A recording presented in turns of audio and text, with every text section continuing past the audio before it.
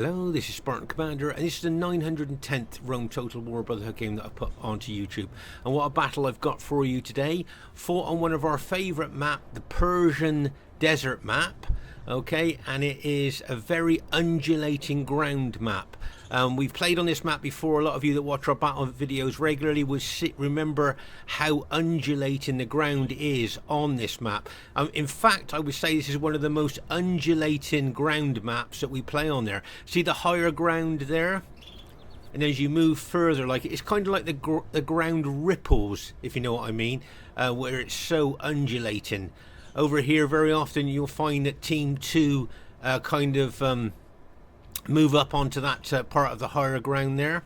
Let's say we move over to the rock here that's on our right flank. Okay, so our first teammate is Brotherhood member Barclayman.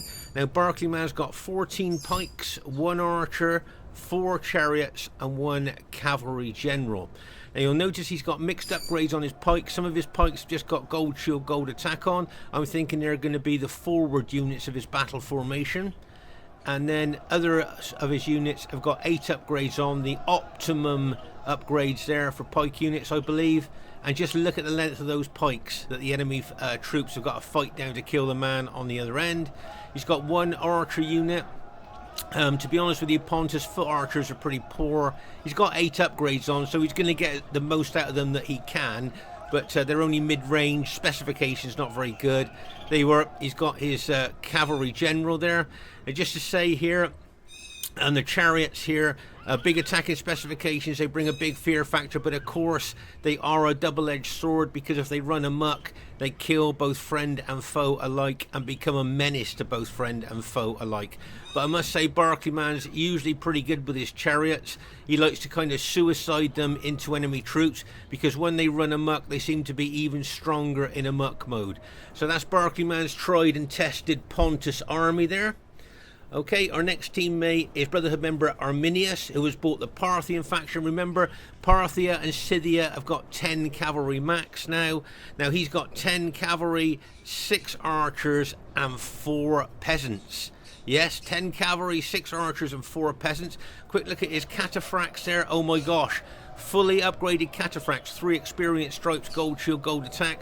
I believe that gives him a 29 defense. And if you notice, they're armored from head to toe there. But of course, this is a desert map, and running them around could tire them out quite quickly. There's his archers. Parthia archers are pretty poor, only mid-range, poor specs really, but he's got 7 upgrades on, an experience stripe, gold shield, gold attack, so they're going to do the best they can. Now you've already got the peasant units. Remember, these guys will soak up enemy pilots as good as any other expensive unit, as long as they hold their ground, because of course their morale is very poor. So it'll be interesting to see how that Parthian army does there of Arminius. Our next teammate is someone who's called himself OTG Chimrazig, but is in fact Scorpion King SR. Now he's got 9 infantry, 6 archers and 5 cavalry. If I remember correctly, I think he's got an experience. Yes, there you are.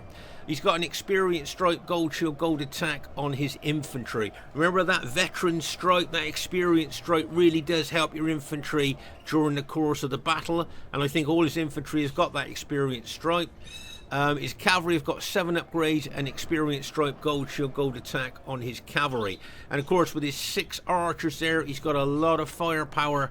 So it'll be interesting to see how he uses that army during the course of the battle. That'll be one of his tried and tested armies, I would think.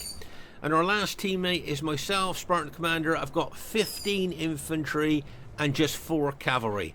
Okay, 15 infantry and 4 cavalry. And let's say quite a diverse team, I think. You know, reasonably diverse there.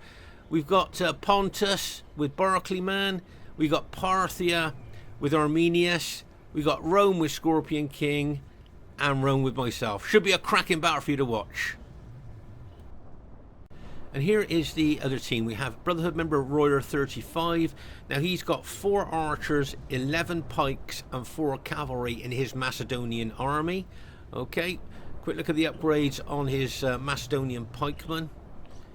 And you'll see, I think if I remember correctly, 7 upgrades, an experience stripe, gold shield, gold attack.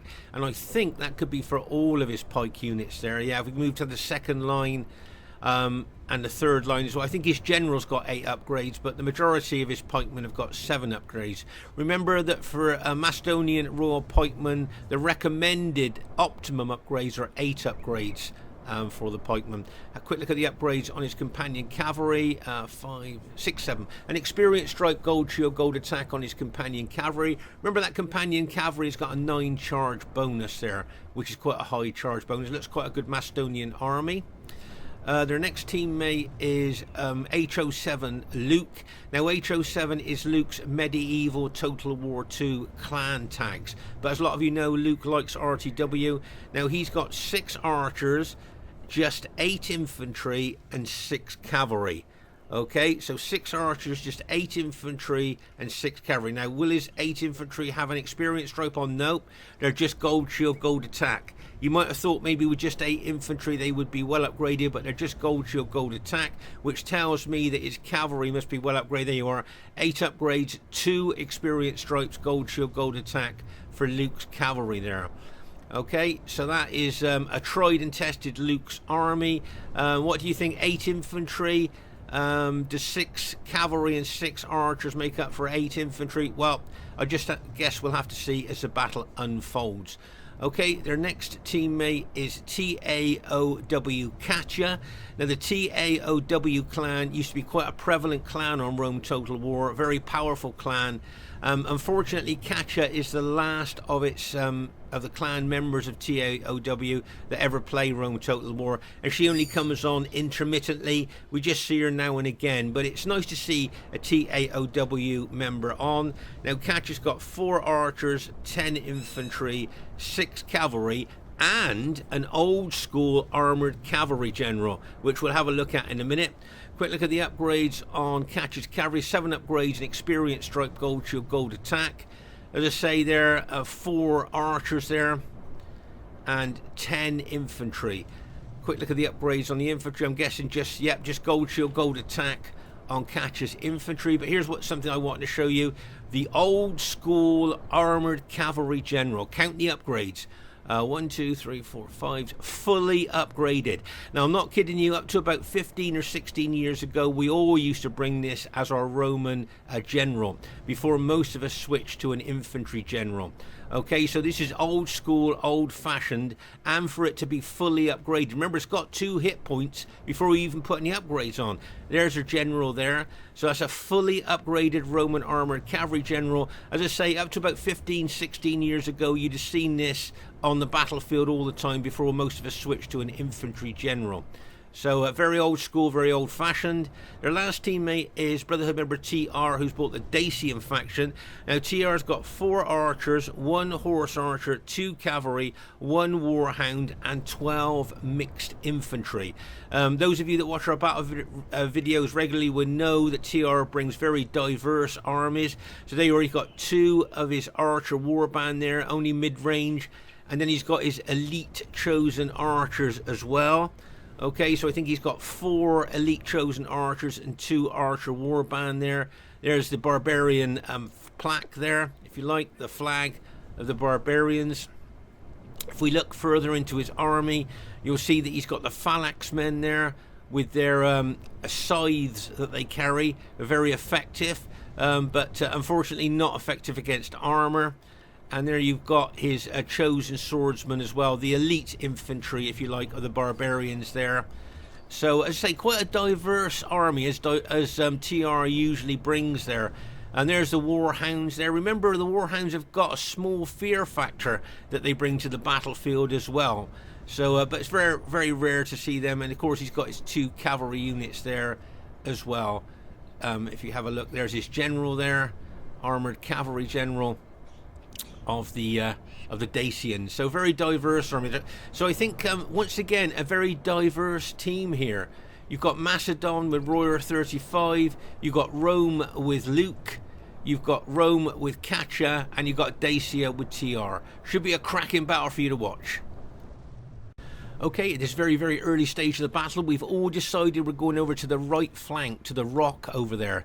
So, of course, I'm on the left flank here, so I've got to try and run all the way over to the right flank and hopefully not be intercepted by enemy troops.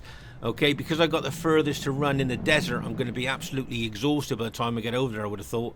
A nice bit of teamwork here by Scorpion King Nook, putting a blocking force there to kind of escort my infantry and cavalry across the battlefield there.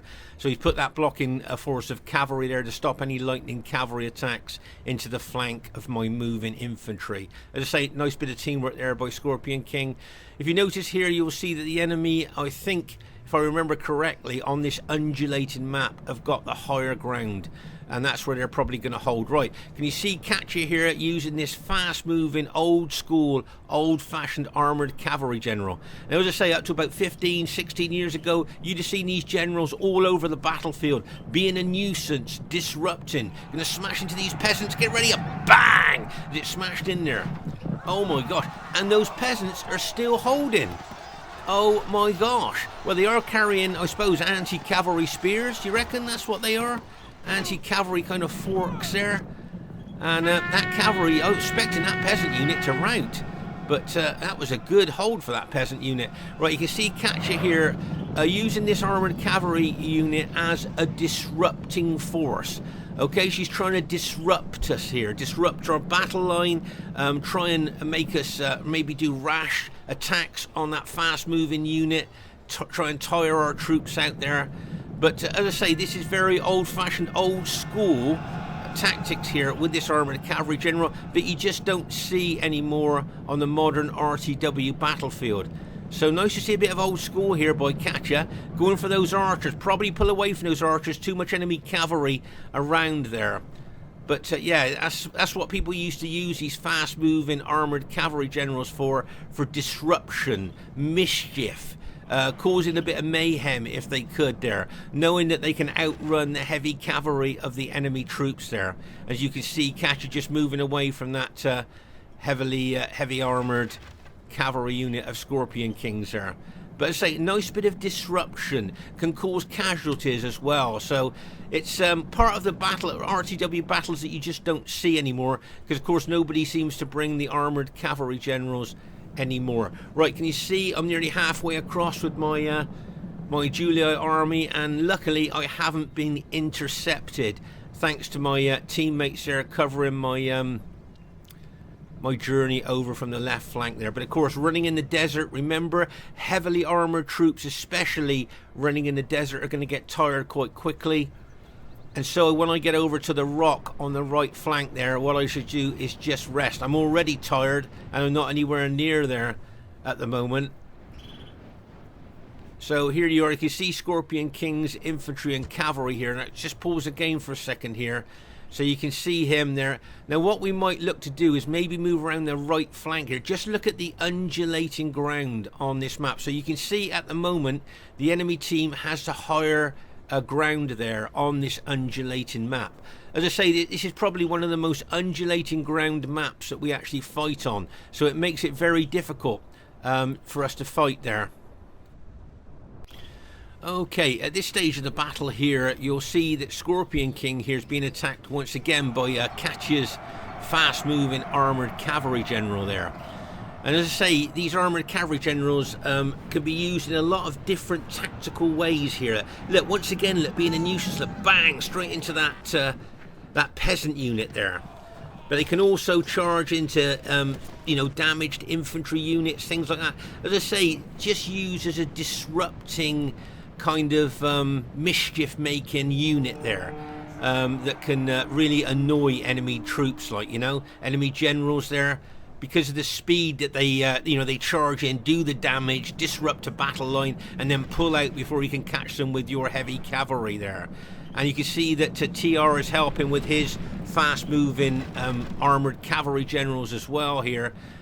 Both trying to be a disruptive force to us. Now what I'd like to show you here is a nice bit of old school bait.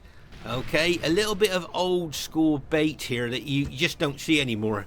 Okay, can you see that Katya there has now put that armoured cavalry general unit there. Okay, now that general, because of the upgrades it's got on, you'll see there it suffered 1 casualty, but it will suffer absolute minimal damage from archers. Okay, so Katya knows that. So what she'd like us to do is to shoot our expensive arrows against this unit here, knowing that she's going to suffer absolute minimal damage there, and we will waste our archers shooting at that unit. But there's also another reason she's left that cavalry unit there as bait. Now, can you think why that is bait there? Okay, well, here's a clue. Can you see the Macedonian archers and the Dacian archers moving forward? What she's done by leaving that cavalry unit there is hoping that one of us will charge cavalry units out here to attack her general. Okay, and make no mistake, she'll wait till you almost hit that general unit, and then she'll back that general unit off, drawing you forward, and then all these enemy archers will shoot your cavalry that you send out to pieces. Okay, so make no mistake, you're probably thinking, what the heck is she leaving her general unit there for? Well, that's for bait, and as I say, hoping that we will waste our arrows, shooting our expensive arrows at her general unit there, which is, you know, almost impervious to archer damage, stood facing our archers there. So as I say, two reasons she's left her general there. One for bait, trying to get us to charge our cavalry out there to get her general, and then she'll pull back just before we hit her, and we will suffer massive casualties from the archers there. And also she wants us to waste our arrows shooting onto her unit there. So I just thought that was kind of an old school, old-fashioned tactic you don't see very often. That's why I wanted to show you that. Can you see my troops here now have reached the rock from the left flank, and they're all very tired. So I've now got to rest them. There's no way I can put them into combat when they're very tired. Remember, when they're tired, very tired or exhausted, their battle proficiency has fallen off the edge of a cliff, as well as their morale. So I need to rest my troops now before I go any further.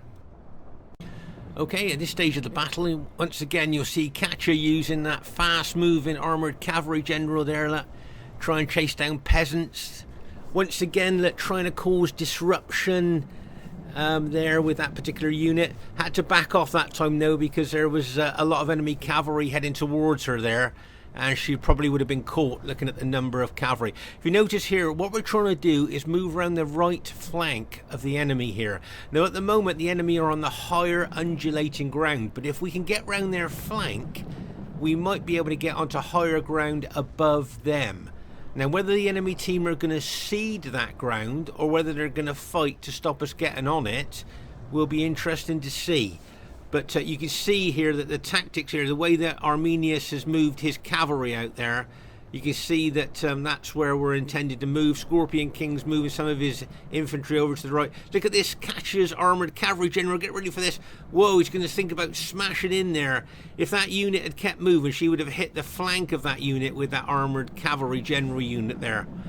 As I say, it's this takes me back like 15, 16, 17, 18 years ago here, where, as I say, you'd see this tactic going on all over the battlefield there with armoured cavalry generals. Okay, here you'll see that our team is looking to move around to the right. Now, when my army is rested, I'm going to start moving around to the right as well, because, as I say, on this particular map, grabbing the correct ground is very, very important on this really undulating ground map. There are so many high and low points on this map. Can you see there that I was going to chase down Katya's armoured cavalry general, but then of course I'm aware of those archers there ready to shoot my cavalry, so I'm only going to advance so far, and I'm going to pull my cavalry back, make sure I don't get into archer range of the enemy troops there.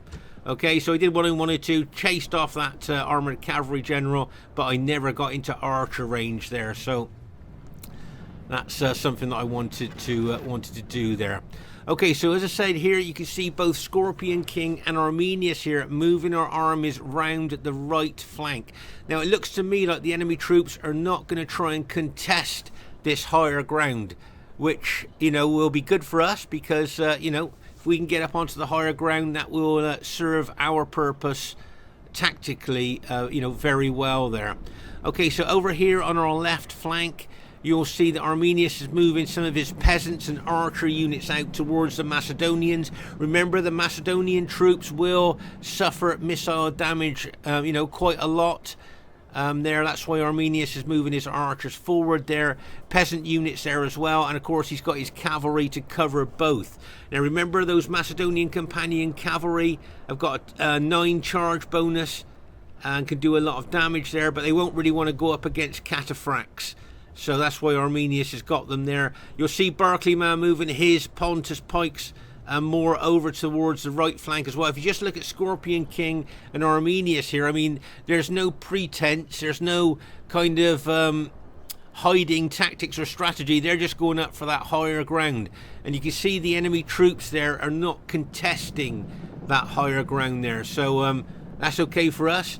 Don't forget, remember, running in the desert, as we talked about earlier, really tires your heavily armored troops out. So you need to be careful when you move your troops around in the desert that you don't get tired. Right, my troops now, remember, they were very tired. They're now just warmed up. So I'm starting to think about moving right here to join up with Scorpion King and Arminius there up on the higher undulating ground. Okay, that's something I'm thinking about there. You can see, say, Barclayman moving his Pontus pikes over there. Meanwhile, over here on the left flank, you will see that a combination of Luke's cavalry and Royer 35's companion cavalry there are looking to take out Arminius's peasants and archers here. This should pump up their kills quite a lot there, taking out to the big 120-man peasant units there, and the archer units of Arminius as well. So nice move by them, but what I would say is that Royer 35 has brought his pikes way over to this flank now, which means that he has, you know, he's a long way from the other flank where our armies may well be threatening if you look tactically at this battle. Okay, so there you are. You can see Katya here, okay, has turned her troops to face us, but you can see we are on a little bit of higher ground there. And as I say, you can see Barclayman has brought his pikes over now, and he's kind of integrating his pikes with my infantry, but my infantry are now fresh. That's what I've been waiting for, and now I'm going to move right up to my allies. Here you'll see that TR's fast-moving armoured cavalry generals there, units, are causing a bit of problems there for Arminius.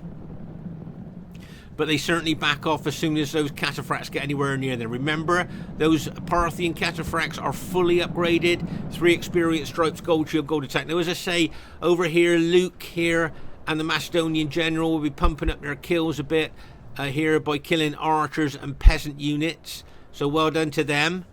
But as I say, you can see the Macedonians are right the way over on this left flank of ours and the enemy's right flank, where you can see most of our troops are moving over to our right flank there. Okay, so as I say there, you can see I'm now moving my troops over to the right flank. And just to give you a bit of a heads up here, we're looking to try and hit Katya. Okay, now there's Katya's army. Now can you see our troops now have got onto the higher undulating ground? The enemy were holding the higher undulating ground, but we are now above them, as I say, on the higher undulating ground. So we're going to get the downhill bonuses now against Katya. Now I'm not sure if Katya's going to stand there or Katya's going to back off. I would suggest that Katya's best tactical move would be to move towards maybe Luke's green Brutii troops there, but you can see their Macedonian ally is right on the other flank there, and Katya could be a little bit exposed here, and make no mistake, our team has spotted that. And as I say, here you can see me moving my Julio troops towards Katya. Now you'll notice that Katya is now moving her SPQR, purple SPQR infantry back there. Okay, trying to stop the flanking move of Arminius' cavalry and Scorpion King's cavalry getting around the flank of her infantry. Okay, you can see her moving back now towards Luke. Now you can see Luke's brought some of his green Brutii infantry over as well. Okay, but as I say, just look at the ground now and you can see that Arminius is on the higher ground. Though don't forget, his troops have got a 9 charge, his cavalry have got a 9 charge bonus anyway, and with the downhill bonus, that's going to make it even more devastating when he hits. Okay, but you can see Scorpion King's got his infantry here as well as his cavalry as well. And as I say, just to give you a heads up, Katya is the target. Okay, the purple SPQR infantry of Katya is where we're looking to hit. Okay, you can see here Luke's infantry there. Now he's pulling back a little bit there. Now whether Katya's going to pull back with Luke or maybe think that Luke's going to help her there, I don't know. But as I say, you can see us all moving towards her there. My infantry there moving towards her as well. Okay, looking to hit Katya there with my infantry. And as I say, you can see the Macedonian pikes of Royer right on the other flank there. Okay, chasing down peasants and archers and things like that. This is a nice hit here by Barclayman's chariots there, routed that Macedonian cavalry unit there. Nice hit there. But as I say, the pikemen of Macedon are a long way away from the other flank. Okay, and the other flank you can see here looks like it's going to be hit. Right, now I've got my 4 cavalry here, and what I'm thinking about doing is starting the ball rolling on attacking Katya by using my 4 cavalry. Right, now here, this is something unusual that you don't usually see. Can you see that Katya's fast-moving armoured cavalry general is just in front of my advancing infantry? Okay, so there's Katya's general, the morale-giving general, very, very important. But you can see it's just in front of my advancing infantry. Now, I'm not particularly going for that general because I'm looking to hit Katya's infantry. But if that general is in my path, then I'll quite happily take the general out. Okay, can you see my infantry moving forward? That's where I'm looking to hit is Katya's infantry, not particularly the general, but I'll take the general out as a bonus, if you like, as I'm moving forward there. Okay, pause the game for a second. So here you can see Katya's general unit there being inundated by my advancing Julii infantry that is going for her infantry. Okay, now here you'll see that Katya is expecting the attack. You can see she's turned units to face the threats coming in on her. Now, whether she expects Luke to run forward to help her, I don't know. But can you see, I said I was going to start the ball rolling with this attack, and I'm looking to smash my 4 cavalry units into Katya's infantry in a hope that my allies will then join in the attack. Okay, notice here that Arminius has brought more cavalry over from the left flank. He's looking to hit Katya as well. Okay, so as I say, make no mistake, watch Katya's SPQR armies going to get hit from lots of different directions. Now, there's Luke's infantry and Katya's cavalry together. Now, it'll be interesting to see how they're going to counter our attack. How Luke, with his 8 infantry, is going to help to counter the attack here. Okay, so you can see us advancing forward. Right, just pause the game for a quick second here. As I say, Katya's general here, I think, is about just to be taken out here, just by sheer weight of numbers. I'm not going for it particularly. As I say, I'm advancing here, my infantry to smash into Katya's infantry, but I'll take the general out on the way through if I can. Right, here's my 4 cavalry units, okay? And here they go, they're going to smash into Katya's infantry, and bang, as they smash in there. Now, my allies, I'm hoping that's going to be the touch paper that my allies are going to attack as well. Right, so we've just killed Katya's general. Here comes Aurelius' cavalry. You can see Katya counter-attacking with her SPQR cavalry. I'm going to pull my cavalry back. She's now charging into Arminius' cavalry with her cavalry. And here comes the other part of Arminius' cavalry attack. And bang! As he smashes in there, you can see my Julii infantry attacking. Right, can you see I am now attacking with my cavalry again? I pulled my cavalry back, locked and loaded, charged in. Scorpion King is charging his cavalry in as well, like a bang and bang as we smash in there. My infantry is attacking as well. Oh my gosh, right. We have just taken out all of Katya's army. All her infantry and all her cavalry has just been taken out by a really great coordinated attack by Scorpion King, Arminius and myself there. I mean, that was like a classic hit there from 3 generals, 3 coordinated generals there. Now you can see here Luke has moved his infantry back and cavalry back here, trying to take those 3 units out of Arminius.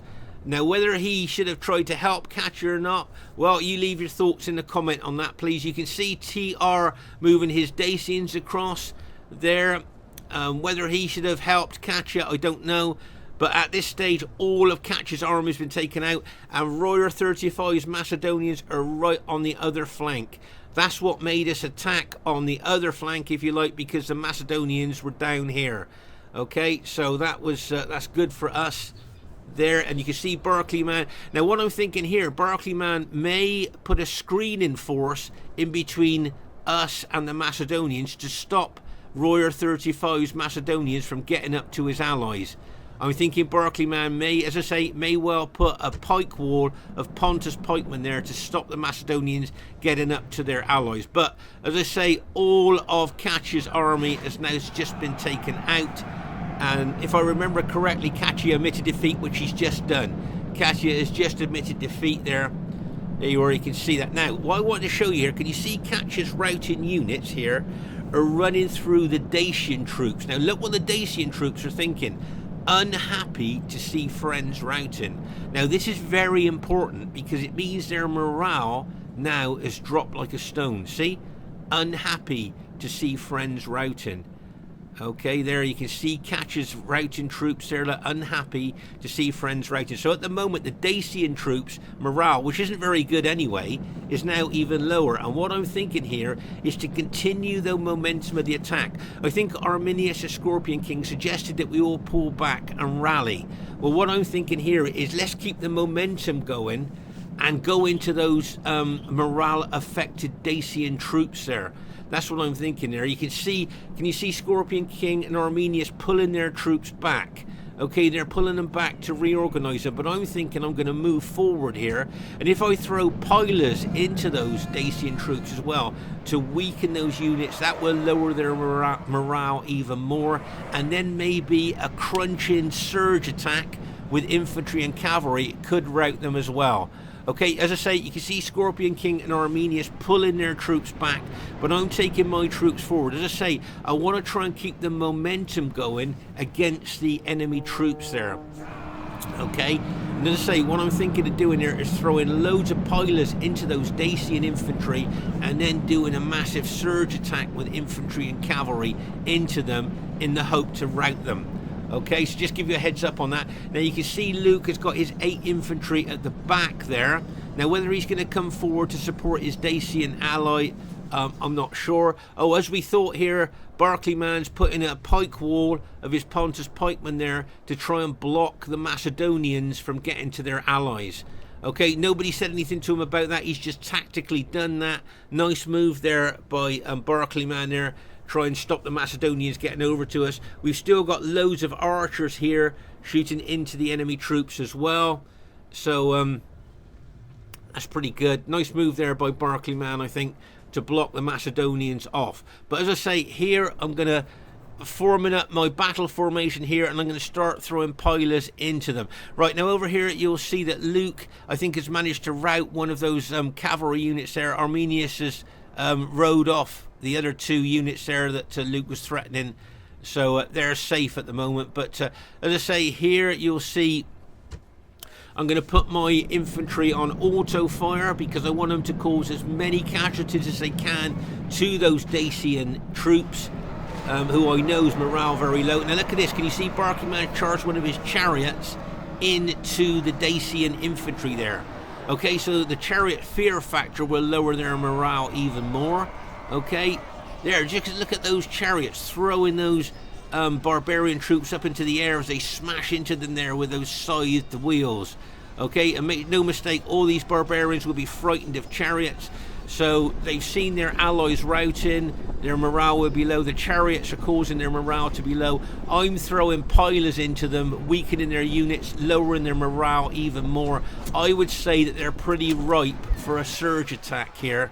Okay, that's what I'm thinking. I'm thinking of a massive infantry and cavalry surge attack into those Dacian troops. That's just what I'm thinking here. I can see my cavalry is now charging. Can you see my cavalry charging? I'm going to try and coordinate an infantry and cavalry surge attack. Just as my cavalry going into the rear of my infantry. Okay, watch my infantry now surge forward, backed up with my cavalry. The cavalry are ramming home the attack, and there you are. That's the Dacian troops there with their morale lowered so much there. You can see my allies coming in as well there with cavalry and infantry, and we have basically routed all the Dacian army as well. So that was good there. Luke's backing his infantry off there. If you notice there, he's backed his infantry off. He's got his cavalry and infantry there, so he's backed them off. And once again, Barclayman, as you can see, has closed off any avenue for the Macedonians. Now, what I wanted to do is show you the effect of routing AMOK chariots. Okay, and the effect is kind of, well, you'll see what I mean. I'm worried to death that that chariot's going to smash into my infantry and start chopping down my infantry there. It's one of the worst things when your allies' chariots run amok and they start killing your troops. It's so frustrating, you know. But here you can see us moving forward there. Arminius better watch out for his cavalry. He certainly doesn't want to run into any AMOK chariots there, which I think, if I remember correctly, he did. But here, and my cavalry as well, remember those AMOK chariots will chop your cavalry up really quickly. And if I remember correctly, Arminius lost a heck of a lot of his cavalry from an AMOK Pontus chariot. Right, if you notice here, can you see Scorpion King's troops are tired? Okay, so his troops are tired. Look at my troops are tired as well. Okay, so my troops and Scorpion King's troops are tired. Not ideal for fighting, as I say, you know. But if you look at Luke's troops here, if you notice, they are warmed up, and I believe, if I remember correctly, warmed up and fresh. So they're at the optimum fighting proficiency there. Fresh, look. There's, I know he's got warmed up and fresh troops there. So as I say, they're absolutely at their optimum fighting proficiency. Okay, against our tired troops. So really, we don't really want to get involved in them unless we've rested our troops. I can see that AMOK chariot just chopping up there. Now, can you see Arminius's cavalry are very tired, just one off of being exhausted. So their battle proficiency and morale will be extremely low. Look, tired, very tired there, and very tired. They're tired there, look, you see. And I don't know about these guys here, tired. So, as I say, all their troops will be, and of course he's being chopped down, his cavalry being chopped down by an AMOK chariot unit, if you notice there. Can you see that glowing red AMOK chariot chopping down Arminius' cavalry there? Oh, it's so frustrating when that happens. I'm going to make sure I'm going to try and keep my cavalry away from that AMOK chariot. But here, as I say, Luke's troops are at their optimum fighting ability, and our troops are tired. So really, we should rest our troops. Yes, we outnumber his 8 infantry, but fresh or warmed up infantry against tired infantry is always like kind of a bit of a gamble, really. So it'll be interesting to see what happens here.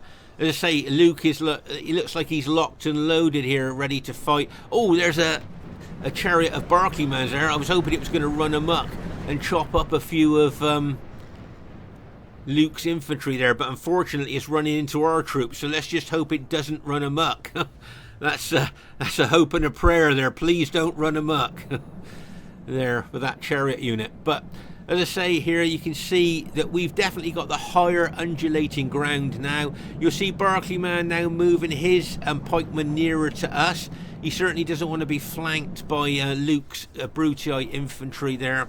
And as I say, we're just resting our troops at the moment. But like we talked about earlier, moving your troops in the desert, especially these heavy armoured Roman troops, they will get tired quite quickly. And fighting for any length of time as well, you'll find that your troops will get tired. So you can see that I'm moving my infantry towards Luke's infantry now, and I've got my cavalry backing up there. I think actually I'd lost a few of my cavalry to an AMOK Pontus chariot as well. You'll see here that Luke's, I think if I remember correctly, he's still got all his pilers to throw in there. So, you know, he could do a lot of damage there. If you notice my battle formation, can you see I've got an in-depth battle formation there? So if I get attacked, that formation will probably hold. But if you notice here, Luke has just got a straight line of infantry. Now, if he gets hit hard, there's a good chance that straight line is just going to splinter and fold, especially with cavalry coming in as well, cavalry and infantry. These straight line battle formations is something that you used to see in the early days of Rome Total War, until people got, you know, found out that the straight line battle formations just hasn't got any strength in it at all, and it can just be penetrated very easily. That's why you see most people have got an in-depth battle formation, such as, well, like my battle formation there. It's reasonably wide, but it is really in depth. And as I say, if you look at Luke's straight line infantry there, as you can imagine, a big hit into that would just smash straight through it and kind of splinter it. Oh my gosh.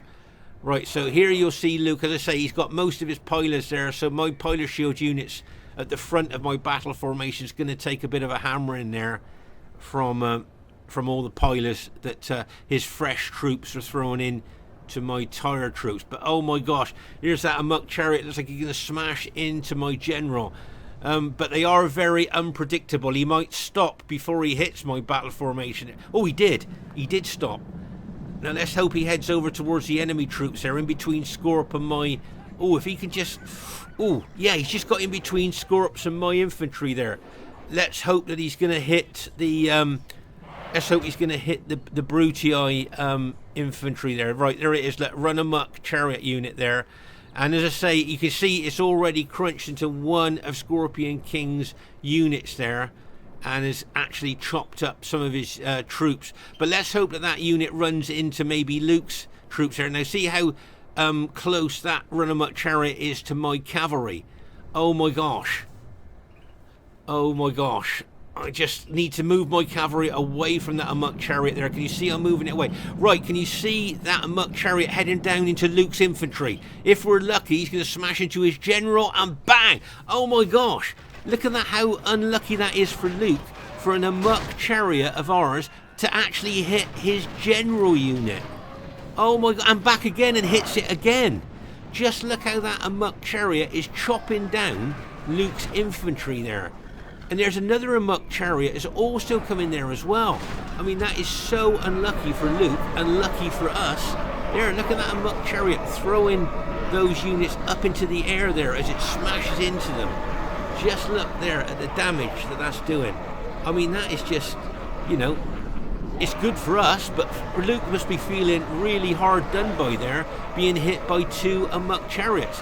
So I think it's time that I charge my infantry forward, really. I was just thinking that.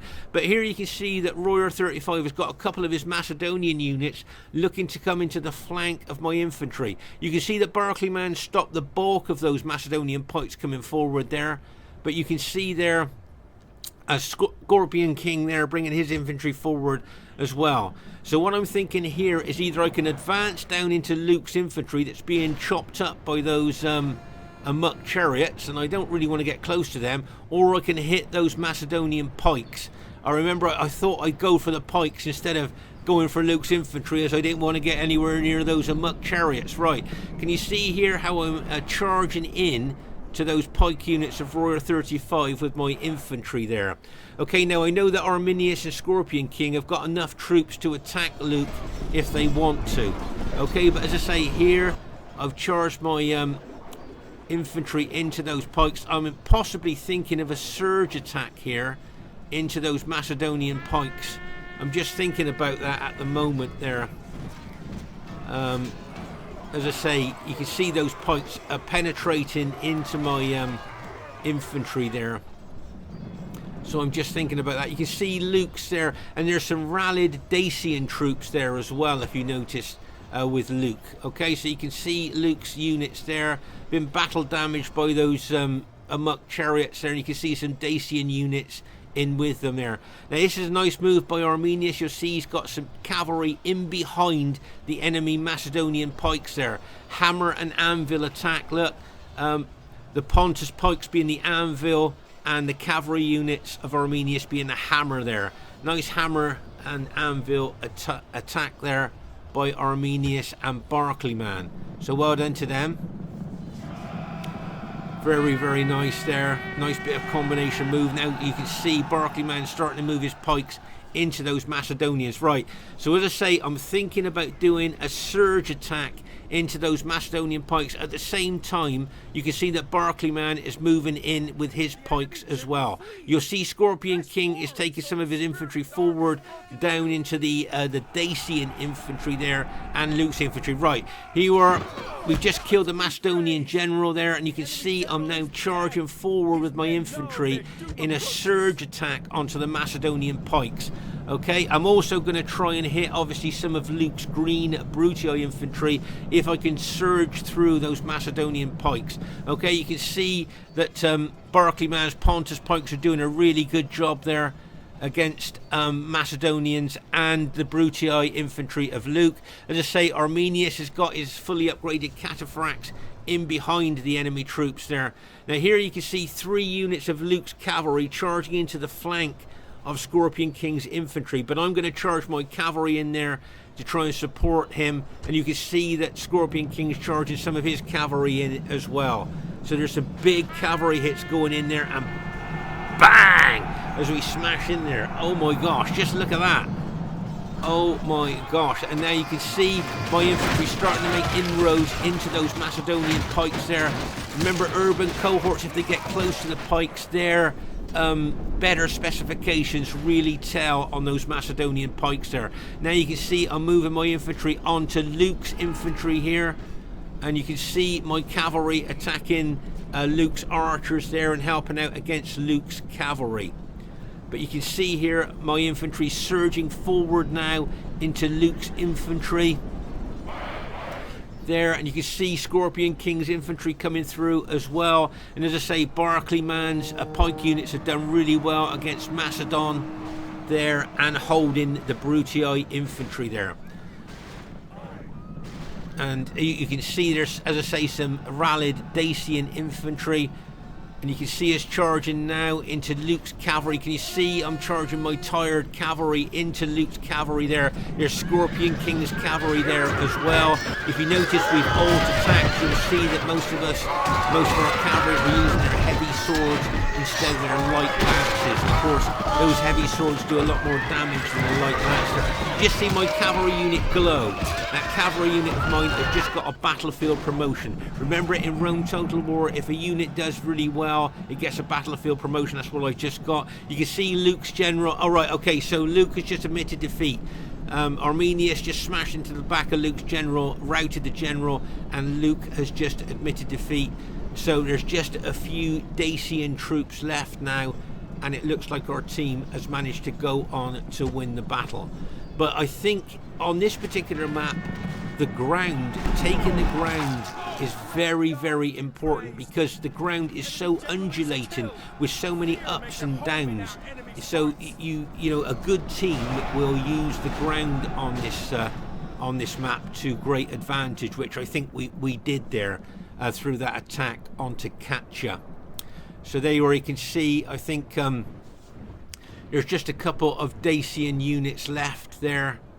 There I can see one horse archer unit over there, and you can see here that the vast majority of the enemy have been routed or has been admitted defeat. Quite a reasonably spread out battlefield here. If we go over here, I think this is where we hit Katya over here, I think, where we came down from different angles and took Katya's army out. You can see the dead there, lots of dead Katya SBQR infantry there, where they got kind of smashed and crashed by a combination attack there, a really good teamwork attack there. Here you can see there lots of SBS where Katya's cavalry counter-attacked it, Arminia's cataphracts there. Over here a lot of dead Armenian cataphracts. Now I'm not sure if these guys were chopped down by AMOK chariots. I wasn't quite sure, I can't remember there, but I know that Arminius did lose a heck of a lot of his cavalry due to AMOK chariots. I thought this is quite an iconic shot for you here. This is the routing Parthian general there. I think that looks quite dynamic, doesn't it? Don't you think there? Look at that. I thought that was a great shot of, but unfortunately he's routing. That's Arminius' general there. The last guy left in the general unit there is his general. I just thought that's kind of an iconic RTW shot there. Look at all the dead here. This is where I charged my infantry into those Macedonians there in that surge attack. And as I say here, you can see the battle very, very spread out. And I would say that looks like our team has managed to go on to win the battle here. So well done to my teammates there. Some great teamwork, I think, there. Okay, so the first thing I'd like to say is really well played to everybody in the game. I thought everybody played really well in this real, I thought, classic, exciting battle here. And I was surprised it was a clear victory. I thought it was going to be average, to be honest with you. So very surprised it's a clear victory against such good players. So very very pleased that. And amazingly, I couldn't believe it. I managed to get the highest kills in a game. So I'm very unusual these days, so I'm very pleased with that. But remember, those highest kills there, my teammates helped me get those. It's not all down to me. So well done to TR. He'll be disappointed with the kills that he's got, but well done for bringing Dacia on a desert map. I think a winter map would be better for them because, of course, barbarian troops get the winter bonus. And if there's woods there as well, they'd get the woods bonus as well. So to bring Dacia on a desert map, well done to TR. Well done to Katya there. She'll be disappointed she got less than 1,000 kills, but to be honest, she was crashed by really well coordinated attacks. Well done to Luke, got some good kills there, and well done to Royer 35, highest kills in his team. So well done to him. Really well done. Well done to Scorpion King there. If you notice, can you see how many troops that he's got left? There, look, he's got all those troops left. So what's he lost? About 400 troops, maybe a little bit over 400 troops. So well done to Scorpion King. Well done to Arminius. Got some good kills with Parthia. Bearing in mind he lost a lot of cavalry to AMOK chariots. And well done to Barclayman. Great kills there. He got the second highest kills in the game. So well done there with Pontus. Who do you think had a faction advantage there? They got Dacia, Rome, and Macedon. We've got Rome, Parthia, and Pontus. Who do you think had a faction advantage? Please put that in the comments. I hope you enjoyed this battle, and I thought it was a good display of what AMOK chariots can do to troops. You can just see how powerful they are in AMOK mode in comparison to normal mode. Always seems a bit weird to me. Okay, please leave a comment or a thumbs up if you enjoyed this battle. Look forward to seeing you soon, and bye for now.